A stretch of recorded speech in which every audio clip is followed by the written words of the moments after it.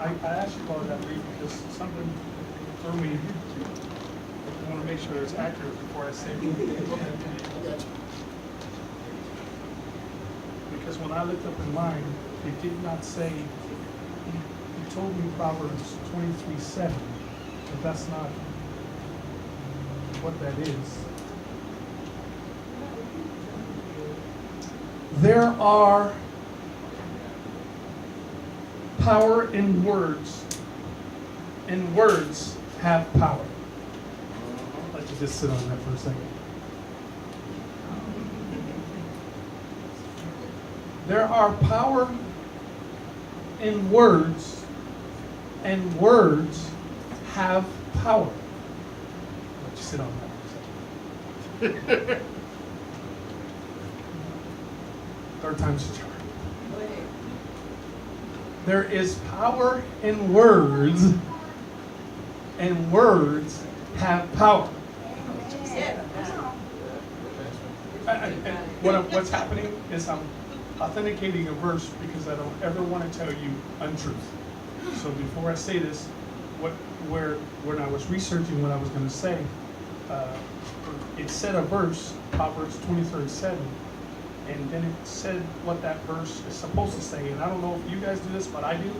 Whenever I hear somebody speak or listen to a mentor and they say a verse, I go and look at the Bible to make sure to authenticate what they're saying. Not to call them a liar, just so I understand that I'm getting the truth. That's just something I do. You know, we'll find the truth. Right. So what does it say? What does it take? No, am I misunderstanding? When you look at this Bible, unless I'm in the wrong place, is that pretty close? It's 23:7. So when you go down to 7, what do you think? Am I understanding that or?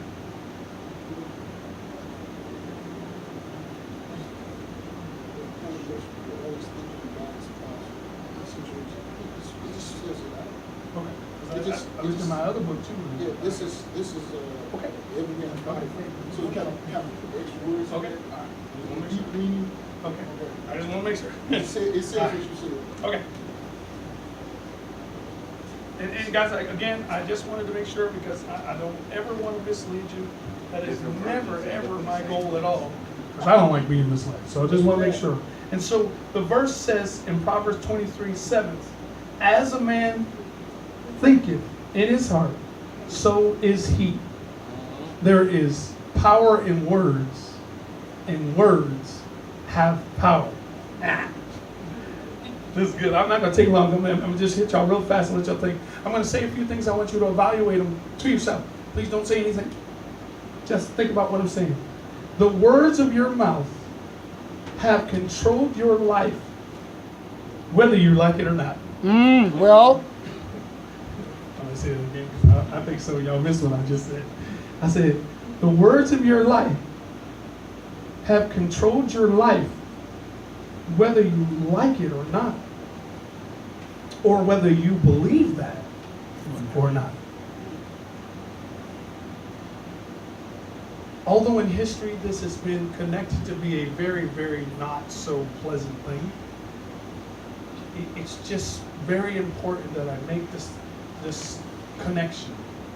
When you talk about being hung, and I know there's some direct significance to us, it's always been a bad thing, but the action of being hung is to squeeze life out of you. Yes?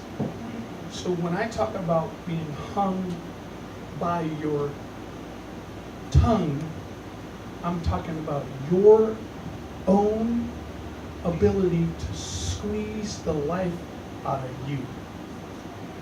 So how many have you been hung by the tongue? You cannot rise above what you allow yourself to think or say. Take a minute on that.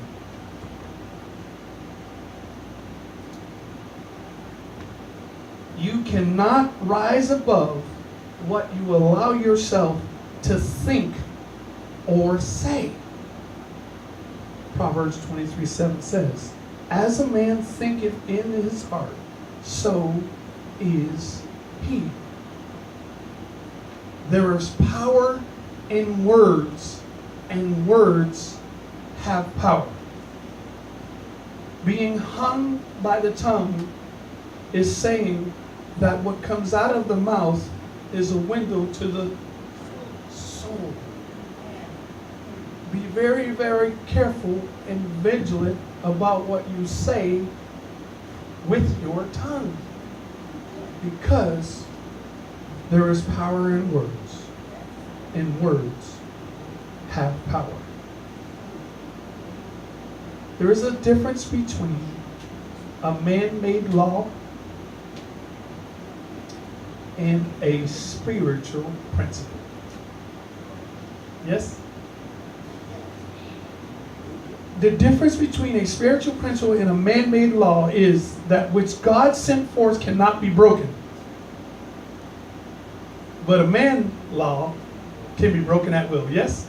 If you go into an area and you say no smoking, how do you break that law? Just light up a cigarette and start smoking. But if you're set forth by God, then it can't be broken. I'll let y'all. Remember, I told you I want y'all to evaluate on some of the things I'm throwing at you. What is a spiritual principle? Such as the law of sowing and reaping. You reap what you sow. Cannot be broken. A man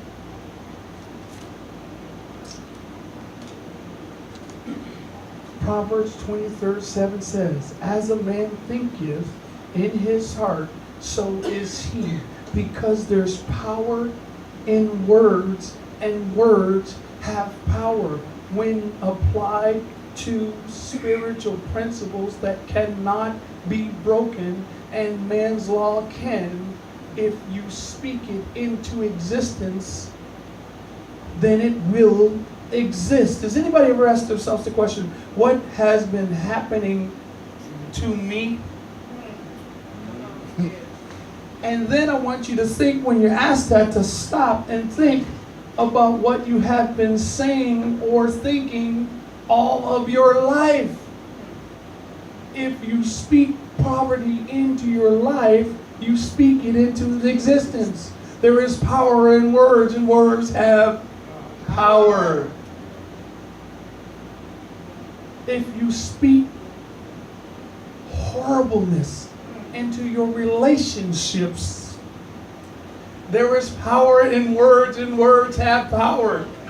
Therefore, by the very nature and definition of the term hung by the tongue, you have squeezed the life out of your life. There is power in words, and words have power. How many of us have been hung by our own tongue? Now, let's quote again one of God's principles. As a man thinketh in his heart, so is he. You will in your lifetime come to a point where you have to recognize it. Now, whether or not you believe it is a whole other story. But you're going to have to recognize it, because in order to change it, the first thing you must identify is that there is a problem that you got to work on. In Sunday school, we were talking about a whole bunch of things. And there is I know the 12-step program for the ones who know that. There's so much more power behind that steps than people give it credit for.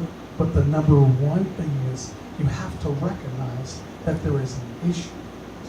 And if you're speaking with your own tongue, things that exist in your life, if you're speaking it, and we know that there is power in words, and words have power, I need for you in the next week to really analyze and go through how you are speaking Because the way you are speaking is controlled by the way you're thinking.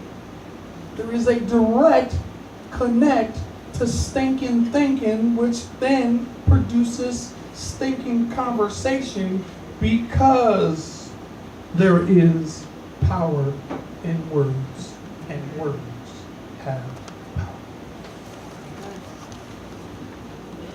Amen. Give my